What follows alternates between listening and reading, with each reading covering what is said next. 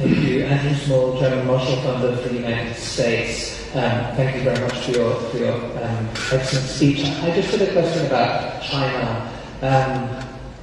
China's becoming a more global power. Pakistan is in many ways China's closest security partner. You talked about CPEC in your remarks as one of the focal points of cooperation. I just wondered if you might sketch out how you saw security cooperation with China progressing in the next decade. As I said in the speech, that we are not looking for camp politics.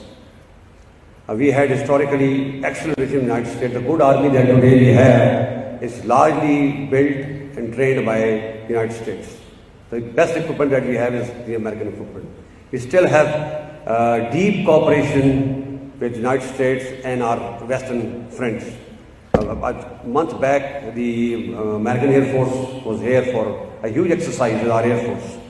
So we have great cooperation with the West.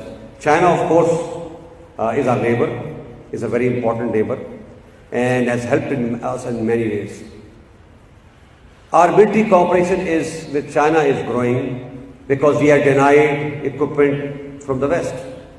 Many of the equipment which were, deals which were concluded have been cancelled. So what do we do? I'll just give you an example. We bought T-129 helicopters from Turkey. It's a very good machine, and the deal was signed. It's a defensive weapon. It's a gunship. But the engine was of American origin. So the Americans refused to give the third-party certification. So what do? Either we wait or go somewhere else. Either go to Russia or go to China. We will prefer to maintain a balance. Similarly, we were making some 8 submarines, and the Germans were supposed to give the engines and everything was done. And the last moment, when the submarine was ready, the Germans refused to give us the engines. France has done the same, of course under the Indian pressure, because India is a big buyer. So what do? It is your responsibility to maintain the balance.